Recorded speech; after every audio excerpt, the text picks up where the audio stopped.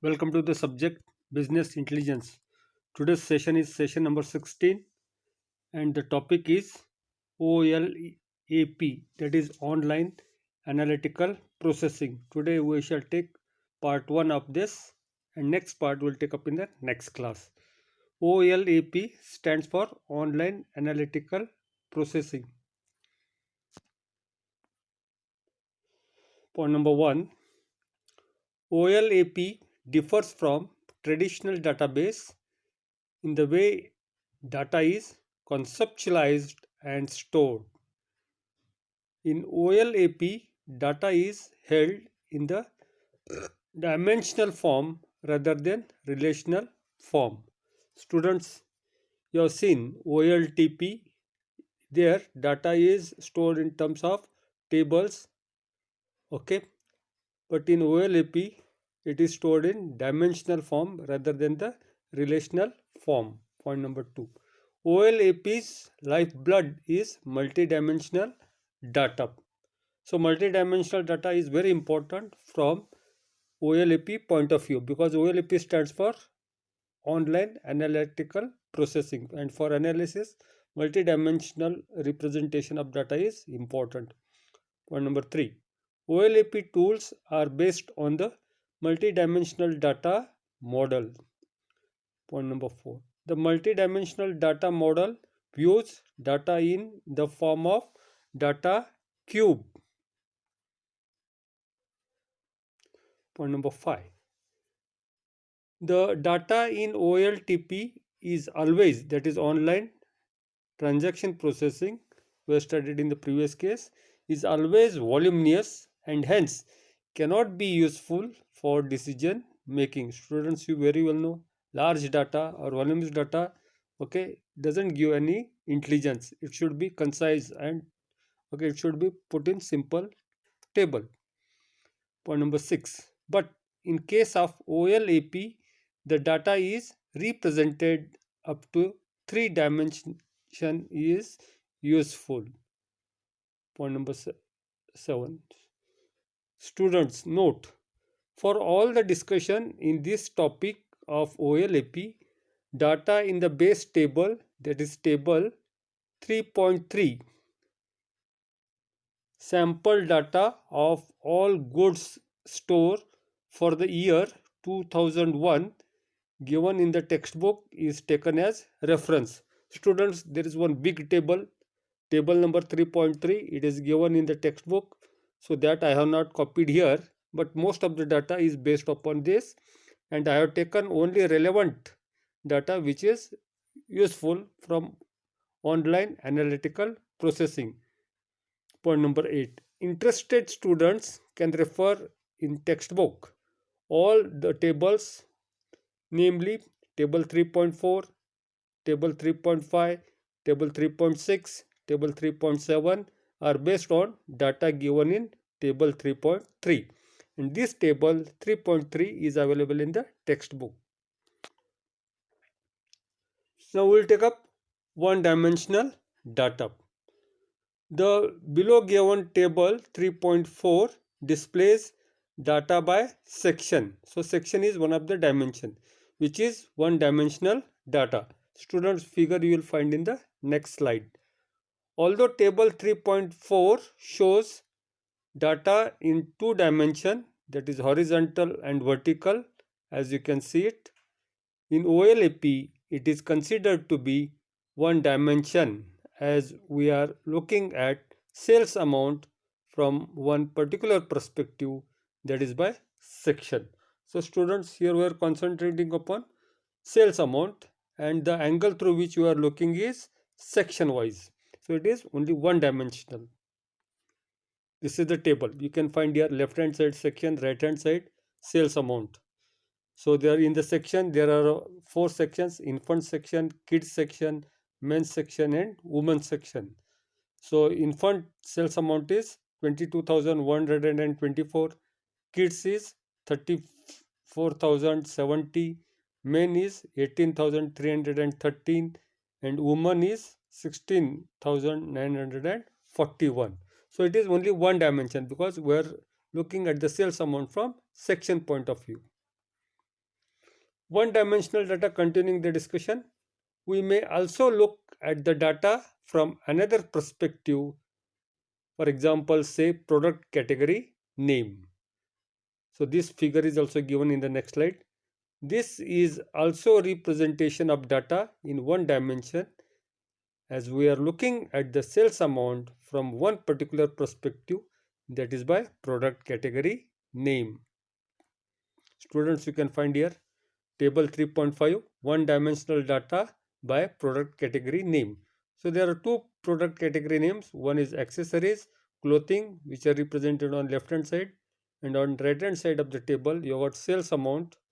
So accessories sales is 33,837 and clothing sales amount is 57,601.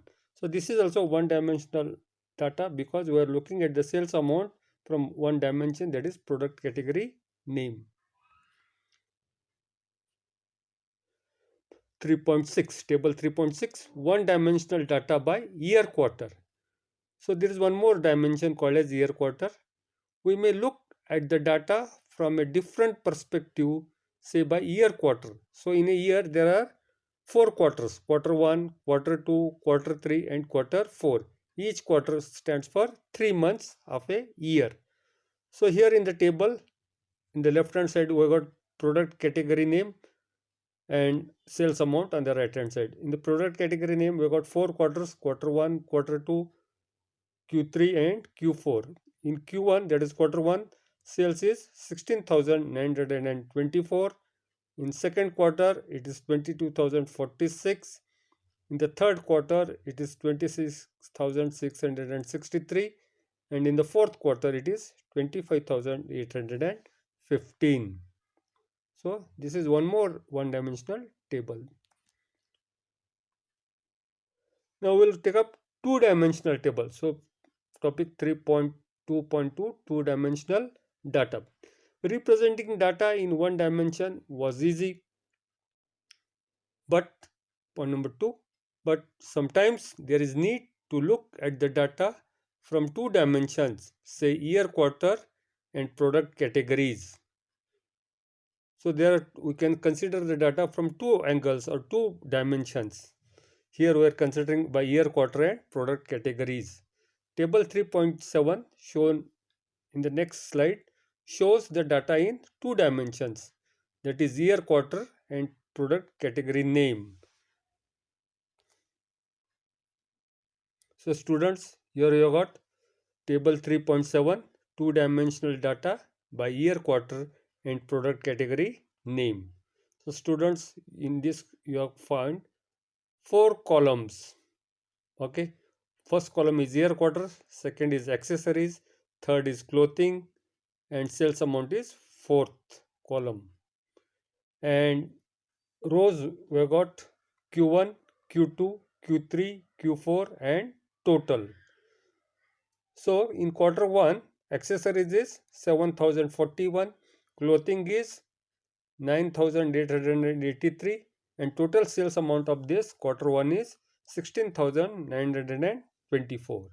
In quarter 2 the accessories sales is 9,680, clothing is 12,366, hence total sales amount is 22,046. In quarter 3 the accessories sales is 9,660, clothing is 17,003 and the sales amount is 26,663. In quarter 4 the accessory sales is 7,456, clothing is 18,359, sales amount is 25,815 and the total of all these figures is accessories is 33,837, clothing total is 57,611 and sales amount total is 91,448. Two-dimensional data continuing our discussion. Point number 4. The two-dimensional depiction of data allows one the liberty to think about dimensions as a kind of coordinate system. Point number 5. In table 3.7, data has been plotted along two dimensions, as we can now look at the sales amount from two perspectives, that is by year quarter and product category name. Point number 6. The year quarters have been listed along the vertical axis and the product categories have been listed across horizontal axis. This is shown in the table. Point number 7. Each unique pair of values of these two dimensions corresponding to single point of sales amount of data. So all this comes to the single value of sales amount data. For example, accessories sales for quarter 2 adds up to 12,366. Their sales figure corresponding to single point of sales amount of data, that is 22,046. So students, today we have studied OLAP, that is online analytical processing. The remaining part of this topic we'll take up in the next class.